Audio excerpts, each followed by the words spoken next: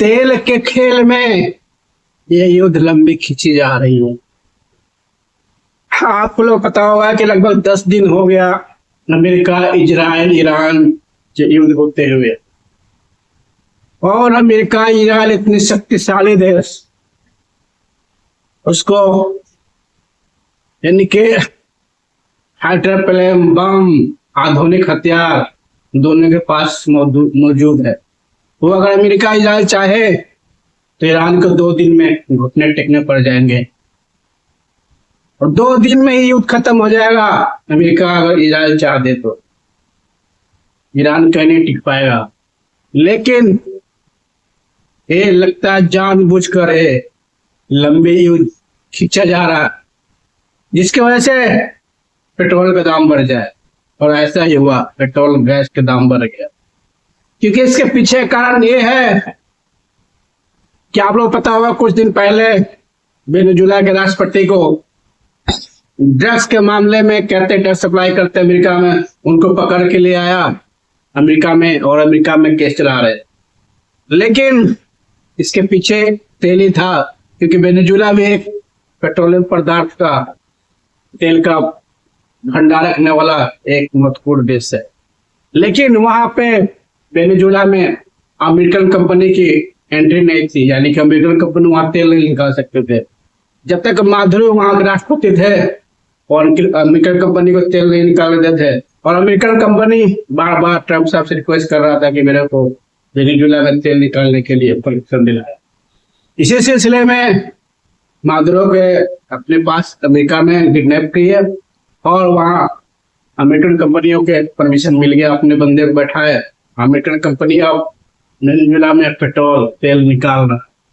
अब वही वेनेजुएला में पेट्रोल तेल निकाल के अमेरिकन कंपनी पूरी दुनिया में इस समय बढ़ते हुए कीमत का लाभ उठाते हुए पूरी दुनिया में सप्लाई करेगा। ये तो ऐसा ही लगता है पर्दे के पीछे कुछ ऐसी कहानी है, तेल के खेल में युद्ध लंबा खींचा जा रहा है। नहीं तो अमेरिका के पास हर चीज का इलाज है। वो चाह दे कोई भी देश 1 हफ्ता से ज्यादा नहीं टिक सकता, उसके आगे बढ़ाए। लेकिन वो ऐसा कर नहीं रहा, जानबूझ के युद्ध लंबे खींचे जा रहा की वजह से तेल गैस का दाम बढ़ जाए। जो अमेरिका में रिजर्व, अमेरिकन कंपनी जो तेल रिजर्व रखा है, निकाल रहा है, प्रोड्यूस कर रहा है, वो पूरी दुनिया में सप्लाई करे और मालामाल हो जाए। क्योंकि ट्रम्प साहब के इलेक्शन में बहुत सारे तेल कंपनियां ने डोनेशन दिया, खर्चा किया, वो तो किसी न किसी तरह पैसा वसूलेगा ही। ये उसके अच्छा मौका है और वेनेजुएला भी उसको मिल गया तेल निकालने के लिए। तो ऐसा ही लग रहा है कि इस तेल के खेल में कुछ न कुछ पीछे के पर्दा से खेल हो ही रहा। तभी तो ये ऐसा लग रहा था 2-4 दिन में युद्ध खत्म हो जाएगा, लेकिन 10 दिन है। अभी ऐसा लग रहा है कि लगभग महीनों की बात खींच जाएगा, क्योंकि वो इधर से 2-4, उधर से 2-4, इधर से 2-4, उधर से 2-4 बम, यानी कि फुलझड़िया जैसे दिवाली के पटाखे जला रहे वैसे जलाया जा रहा है। किसी को कोई खास नुकसान नहीं हो रहा है। आप लोग को यह भी जान के आश्चर्य होगा, अभी तक अमेरिका में कोई भी मिसाइल गिरा नहीं है। ईरान ने कोई भी मिसाइल अमेरिका में अभी तक गिरा नहीं पाया, छोड़ नहीं पाया। वो सिर्फ इजराइल और खाड़ी के देश में गल्फ कंट्री, जो सऊदी अरब के आसपास जो इलाके देश है, कुवैत, बहरीन, कतर, सऊदी अरब, यूएई, उसी में बम गिरा रहा है, मिसाइल गिरा रहा है, ड्रोन गिरा रहा है इजराइल तो अमेरिका के अड्डे पर। लेकिन अभी तक वो अमेरिका के अंदर न्यूयॉर्क, कैलिफोर्निया, वाशिंगटन, कोई भी शहर देख लो, एक भी मिसाइल या ड्रोन वहां तक पहुंच नहीं पाया अभी ईरान का। इसी से अंदाजा लगा सकते हो आप कि अमेरिका कितना शक्तिशाली है, उसकी डिफेंस इक्विपमेंट कितनी शक्तिशाली है। कोई वहां मिसाइल जा नहीं सकता है। जब वो उतने सुरक्षित रहते हुए भी ये लंबा युद्ध तक खींचना पॉसिबल है ही है। अगर उसको खतरा होता कि भाई ईरान कुछ ना कुछ जल्दी कर देगा तो युद्ध को जल्दी निपटा देता, या तो बातचीत से, या तो बम बारूद गोला फाइटर प्लेन, किसी न किसी दो रास्ते से ये युद्ध 4-5 हफ्ता में ये समाप्त हो जाता। लेकिन अमेरिका को पता है कि ईरान से मेरे को कोई खतरा नहीं है, लड़ाई तो मैं लड़ रहा हूँ लेकिन मेरे यहाँ कोई गोला बारूद ड्रोन नहीं गिरेगा। वो बिल्कुल श्योर है, अमेरिका गिरेगा तो वही अमेरिका के जो फ्रेंडली देश है जिसने उसको जमीन दे रखे है सेना बनाने के लिए, वो भुगत रहा है। लड़ाई युद्ध किससे हो रही है? America, Israel, Iran. लेकिन इसमें नुकसान किसको हो रहा? परिणाम भुगत कौन रहा? Qatar, Kuwait, Bahrain, UAE, Saudi Arabia, Lebanon और जो अमेरिका के फ्रेंडली देश है। और साथ में साथ तेल के क्राइसिस से पूरी दुनिया की भी प्रॉब्लम हो रही है, पूरी दुनिया भी इस युद्ध के मार झेल रहा। लेकिन नहीं, अमेरिका का कोई फर्क नहीं पड़ रहा, ईरान का कोई फर्क नहीं पड़ रहा। यही देखो, जो युद्ध लड़ रहा है उसको कोई प्रॉब्लम नहीं है, क्योंकि वहां अमेरिका के पास ईरान का इतनी शक्तिशाली हथियार नहीं है कि अमेरिका कोई नुकसान कर सके ईरान। और अमेरिका चाहे तो उसको इतना नुकसान कर देगा कि 1-2 दिन में ही ईरान घुटने टेक देगा और युद्ध समाप्त हो जाएगा। इसीलिए ये डाउट हो रही है कि जानबूझकर युद्ध लंबी खींची जा रही है ताकि तेल की कीमत, और जो भारत जैसा विकासशील और पेट्रोलियम पदार्थ लगभग 85% निर्यात करने वाला, इसको जीडीपी में आयात करेगा, महंगे तेल खरीदेगा, डॉलर टच हो गया, इसकी जीडीपी नीचे आ जाएगी। हम लोग बड़ी तेजी से विकास कर रहे थे, 7-8% विकास दर से बढ़ रहे थे, लेकिन हम लोग युद्ध नहीं लड़ते हुए भी पेट्रोल गैस के कारण हमारे जीडीपी मार्केट डाउन होते जा रही है। तो ऐसा ही लग रहा है कि ये पूरी दुनिया में आर्थिक संकट लाने का ये कोई ना कोई चाल है, जिससे चीन और इंडिया जो बड़ी तेजी से विकास कर रहा था, विकसित होने के राह पर था, इनको ब्रेक लगाया जाए।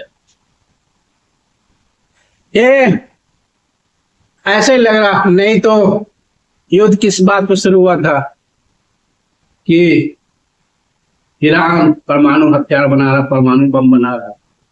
लेकिन अगर परमाणु बम हथियार बना लिया होता तो अमेरिका कभी हमला नहीं करता। उसको पता था कि इसके पास परमाणु हथियार नहीं है, बस एक साथ कोशिश कर रहा है। तो कोशिश कर रहा, वैसे तो नॉर्थ कोरिया भी कोशिश कर रहा, लेकिन नॉर्थ कोरिया पर हमला नहीं करेगा अमेरिका, क्योंकि ऐसा लगता है कि नॉर्थ कोरिया ने परमाणु बम बना लिया है। और वो भी जैसे ईरान कट्टर दुश्मन है अमेरिका का, इजराइल का, उसी तरह अमेरिका कट्टर दुश्मन भी नॉर्थ कोरिया है। वही सन की आपको पता होगा, लेकिन नॉर्थ कोरिया को छेड़ेगा नहीं अमेरिका, क्योंकि उसके पास ऐसा लगता है वो परमाणु बम बना ले। आखिर अमेरिका कहता है भाई अब कोई परमाणु बम नहीं बनाएगा, लेकिन ये भी पता करना चाहिए कि भाई ईरान और नॉर्थ कोरिया को परमाणु बम बनाने का फॉर्मूला किसने दिया। आप एक जान के हैरानी होगी कि नॉर्थ कोरिया और ईरान को जो परमाणु बम बनाने का सीक्रेट डॉक्यूमेंट यानी कि ब्लूप्रिंट जिसे कहते हैं, फॉर्मूला कहते हैं, वो पाकिस्तान ने मुहैया करा है। पाकिस्तान ने पैसे के लालच में, डॉलर के लालच में उसके वैज्ञानिक ने एक फॉर्मूला उन लोगों को दे दिया। अमेरिका को यह भी पता है कि पाकिस्तान ने नॉर्थ कोरिया और ईरान को चुपके ये फॉर्मूला दिया है बम बनाने के लिए परमाणु। तो कायदे से तो अमेरिका को पाकिस्तान पर हमला करना चाहिए, तूने क्यों एक फॉर्मूला दिया बम बनाने। लेकिन देख तो वो पाकिस्तान पर भी नहीं हमला करेगा अमेरिका ईरान, क्योंकि पता है पाकिस्तान के पास भी परमाणु बम है। क्योंकि वो हमला करेगा तो अपने बचाव में कहीं परमाणु बम मार दिया तो अमेरिका का क्या हाल होगा, रियल का क्या हाल होगा। तो यही है कमजोर पर हर कोई क्या दिखाता है, ध्वंस दिखाता है। वही हाल इस समय ईरान का हुआ है, क्योंकि ईरान को जो परमाणु बम बनाने का फॉर्मूला बेचने वाला पाकिस्तान का जो वैज्ञानिक था, उस समय जेल में था, उसकी मृत्यु भी हो गई। पाकिस्तान पर अमेरिका कुछ नहीं बोला, भाई क्यों बेचा, क्या किया, और जो बना रहा है उस पर कह रहा भाई क्यों बना रहे हैं। ऐसा लग रहा है कि युद्ध का कोई सर पाव है ही नहीं। ये जानबूझकर तेल गैस की कीमत बढ़ाने में दुनिया में उथल मार्केट का ऐसे तैसे, जो देश शांति से विकास कर रहा है, इंडिया, चाइना, कोरिया, जापान, उन लोगों को जीडीपी नीचे लाने के लिए, और यानी कि गरीब बने रहो, तुम आगे मत निकालो। ये तो लगता है कि ऐसी सीधा साधा अमेरिका और पश्चिमी यूरोप देशों का चाल है। भारत को इससे अच्छी तरह समझना चाहिए, और जो तेल गैस का क्राइसिस होने वाला है वो जल्दी रूस से बात करके, क्योंकि मैं हमारा पुराना दोस्त, पुराना मित्र रूस है, रूस से मिलकर बातचीत करके ये प्रॉब्लम सॉल्व करना चाहिए।